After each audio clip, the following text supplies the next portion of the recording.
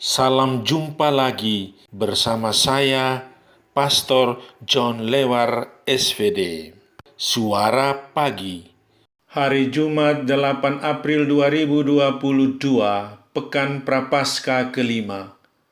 Bacaan-bacaan suci pada hari ini diambil dari kitab Yeremia bab 20 ayat 10 sampai dengan 13, Mazmur bab 18 ayat 2 sampai dengan 7, dan Injil Yohanes bab 10 ayat 31 sampai dengan 42. Mari kita membaca sabda Tuhan, merenungkannya, masuk dalam keheningan dan doa. Dalam nama Bapa dan Putera dan Roh Kudus, amin. Tuhan bersamamu dan bersama rohmu. Inilah Injil Yesus Kristus menurut Yohanes. Dimuliakanlah Tuhan.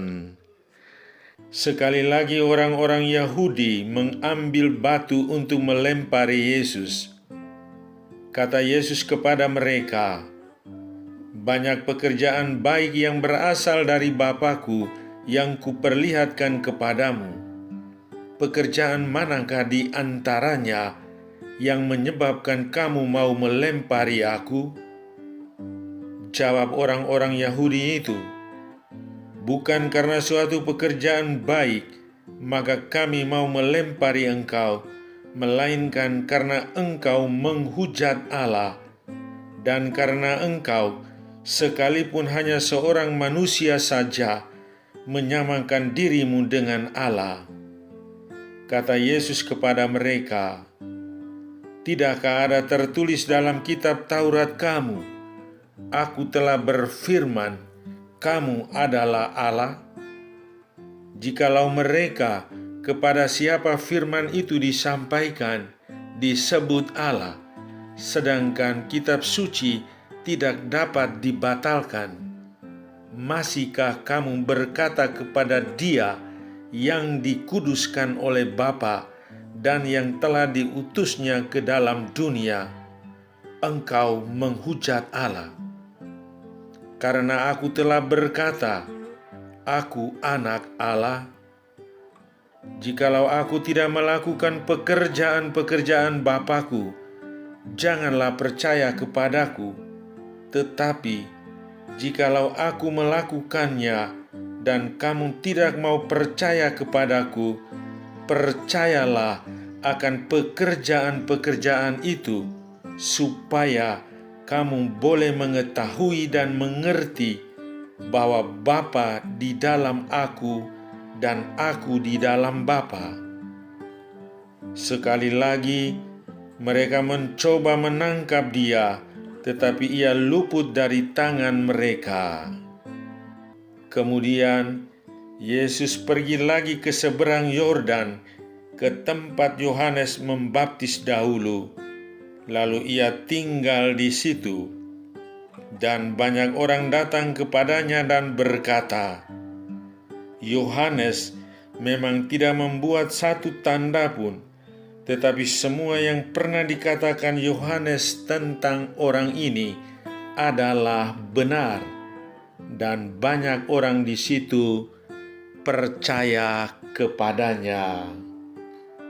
Demikianlah sabda Tuhan. Terpujilah Kristus. Bila terjadi kebencian, jadikanlah aku pembawa cinta kasih. Saudari-saudaraku yang terkasih dalam Kristus, dalam melaksanakan tugasnya sebagai seorang nabi, Yeremia menghadapi suatu perlawanan yang hebat dari orang-orang Israel. Nubuat yang disampaikannya menjadi bahan tertawaan orang-orang sebangsanya. Dia menyerukan pertobatan, tetapi diancam oleh para sahabatnya. Mereka begitu kejam dan lalim. Mereka menganiaya dia. Walau demikian, Yeremia tidak putus asa.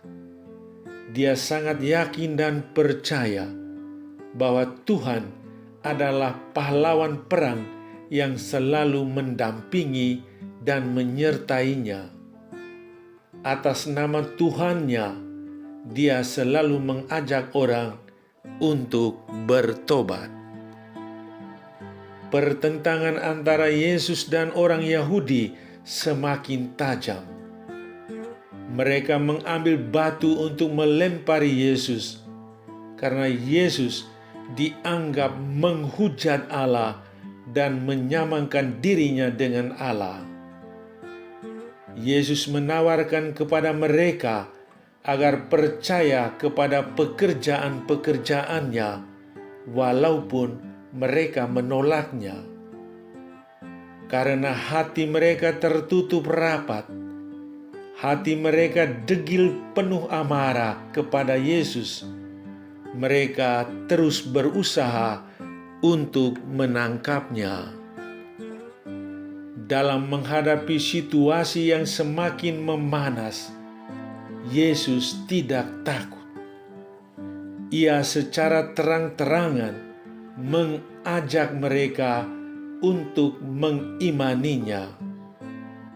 Yesus terus menyadarkan mereka bahwa dirinya tidak menghujat Allah.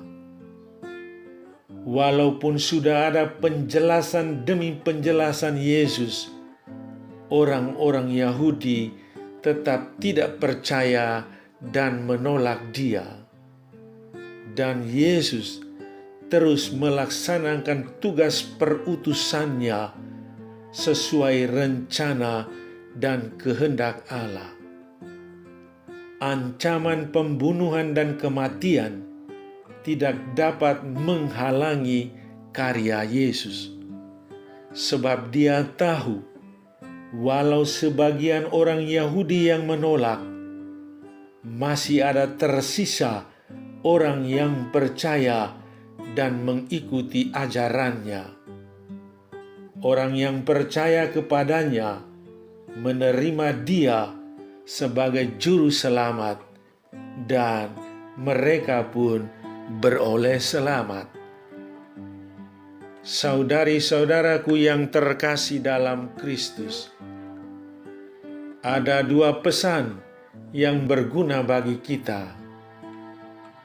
Pertama, ada yang pro dan ada yang kontra dalam hidup bersama. Yesus berhadapan dengan dua kelompok manusia yang pro dan yang kontra kepadanya. Namun, Yesus tetap melaksanakan pekerjaan-pekerjaannya. Yesus terus berkarya. Sebaik apapun yang kita lakukan dan kerjakan, tidak semua orang dapat menerima, mendukung, dan mengakuinya. Pasti selalu ada orang yang tidak suka dan tidak senang. Maka kita harus menerima itu. Tidak bisa tidak. Kedua, seringkali kita marah dan benci kepada orang lain yang dengan tulus mau membantu dan menolong serta memperbaiki hidup kita. Kita malahan marah kepada teman yang menegur kita. Kita benci kepada mereka yang mengkritik kita. Kita berusaha menyingkirkan sesama yang tidak sepaham dengan kita. Padahal kita telah menjadi murid Yesus yang hidup dalam cinta kasih. Sikap kita yang demikian sebenarnya secara tidak langsung menolak Yesus dan karya cinta kasih-Nya. Saudara, tenangkan hati dan pusatkan pikiran pada Yesus. Lihatlah karya kasih yang dilakukan Yesus. Yesus meminta Anda untuk meneruskan karya kasih-Nya itu di tengah kehidupan dunia ini. Berjanjilah pada Yesus bahwa Anda akan menjadi murid-Nya yang hidup dalam cinta kasih. Katakanlah kepadanya bahwa Anda tidak lagi menyingkirkan sesama yang mengkritik dan menegur Anda. Marilah berdoa. Ya Tuhan, jadikanlah aku seperti hati-Mu yang selalu mencintai walau sering ditolak dan tidak diterima. Semoga dalam terang kasih-Mu, aku tidak menjadi seorang pemarah, pembenci, dan pendendam, egois, dan tertutup, serta mementingkan diriku sendiri.